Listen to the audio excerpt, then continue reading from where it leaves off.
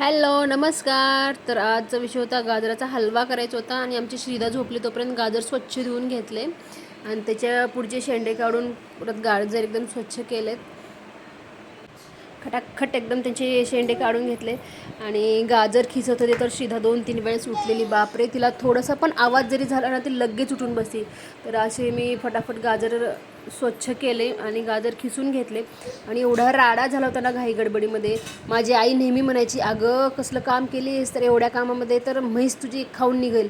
मी म्हणायचं जाऊ दे ग, म्हैस खाऊ अगर माणसं खाऊ, पोटातच जाणार आहे ना, वाटोळं तर करत नाही असं म्हणायची. मी नेहमीच आईला उत्तर द्यायची.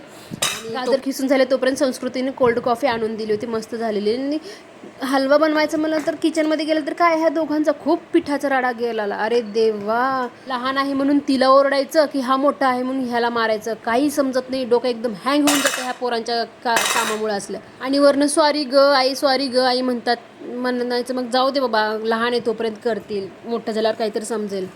काही समजेल मला वाटत नाही बाबा. थोड्या दिवसांनी मी वेडी नाही झाले तर बरी आहे.